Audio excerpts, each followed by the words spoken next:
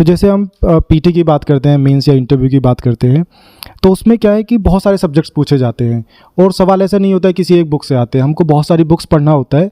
तो बस हमको इस तरह से पढ़ना चाहिए कि हम चीज़ों को समझें, सिर्फ उनको रट के आगे ना बढ़ें। जो भी कंसेप्ट्स हैं उनको क्लैरिटी के साथ एकदम क्रिस्टल क्लियर होने चाहिए कि अगर उससे कोई भी क्वेश्चन पूछे जाते हैं तो हम उनका आंसर अच्छे से दे पाएँ। अगर हम समझ को अपने बेस बना के आगे चलेंगे तो एग्ज़ाम की जो भी तीनों स्टेजेस हैं उनको क्लियर करने में आसानी होगी। और बुक लिस्ट तो जैसा मैं बोल रहा था कि कोई भी सवाल किसी एक किताब से नहीं पूछे जाते हैं, बहुत सारी किताबें हमें पढ़नी पड़ती हैं। तो कोई भी किताब चूज़ करें, एक सब्जेक्ट की 1 या 2 किताब, उन्हीं को अच्छे से बार बार पढ़ें, उसमें क्लैरिटी लेके आएँ। वो सबसे ज़्यादा इंपॉर्टेंट है यूपीएससी की प्रिपरेशन में।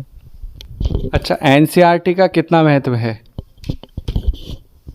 एनसीईआरटीज़ तो हमारा बेस बनाती हैं, उसमें बहुत सारे बेसिक कंसेप्ट्स हैं, बट मैं ये भी नहीं बोलूँगा कि सिर्फ एनसीईआरटीज़ पढ़ के एग्जाम क्लियर किया जा सकता है।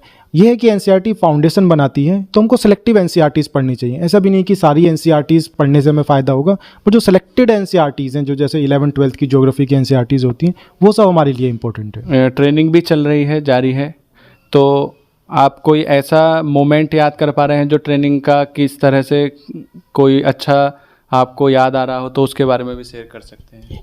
कि हमारी ट्रेनिंग बड़े अच्छे से कराई जाती है, बहुत कुछ सिखाया जाता है हमें। और अगर बात करें कि क्या मुझे याद आ रहा है, अभी हम लोग भारत दर्शन से आए हैं। पूरे भारत में हम बहुत सारी लोकेशंस पे घूमे हैं, बहुत अलग अलग तरह की सोसाइटीज़, अलग अलग तरह के समाजों को हमने जाना है। ट्राइबल समाज को हमने जाना है, हम कश्मीर भी गए थे, वहाँ पे सोसाइटी के लोग किस तरह से अपना दिनचर्या फॉलो करते हैं, बहुत सारी चीज़ें हमको सीखने को मिली हैं।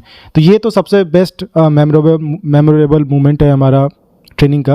और बेसिकली शुरू में हमको, जैसे आप कैसे शुरुआत होती है ट्रेनिंग की, तो हमको बहुत सारे सब्जेक्ट्स पढ़ाए जाते हैं। हमको फाइनेंस पढ़ाया जाता है, एडमिनिस्ट्रेशन, लॉ, इस तरह की चीज़ें हमको जो एडमिनिस्ट्रेशन में आगे काम आने वाली है, इन सब चीज़ हमारी क्लासेस चलती हैं। उसके साथ साथ हमारा फिज़िकल ट्रेनिंग, फिज़िकल एक्सरसाइजेज होती हैं, बहुत सारे कॉम्पिटिशन्स होते हैं, स्पोर्ट्स कॉम्पिटिशन्स जैसे, जिससे कि हमारी ओवरऑल पर्सनैलिटी डेवलप होती है। तो इस तरह से हमारी ट्रेनिंग कराई जाती है। लास्ट में मैं यही पूछना चाहूँगा कि यूपीएससी की तैयारी करने वाले जो बच्चे हैं उनके लिए क्या सुझाव रहेगा? What is your advice to the future aspirant?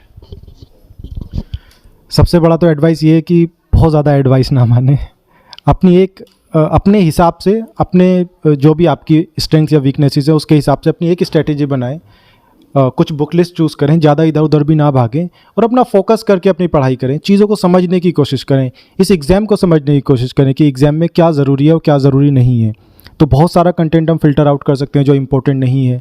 बाकी जो हमारे न्यूज़पेपर्स होते हैं उन पे बहुत अच्छे से फोकस किया जाए कि समाज में या देश दुनिया में क्या चल रहा है, उसी चीज़ के बेस पे हम अपने आंसर्स लिखते हैं। तो समझ बनाएं, अपनी फंडामेंटल्स अपने एकदम क्लियर रखें, फाउंडेशन स्ट्रॉन्ग रखें, बेसिक चीज़ों को बिल्कुल इग्नोर ना करें, शॉर्टकट्स ना लें और एक होलिस्टिक वे में तैयारी करें जिससे कि प्रीलिम्स, मेंस और इंटरव्यू तीनों की एक साथ तैयारी हो पाए।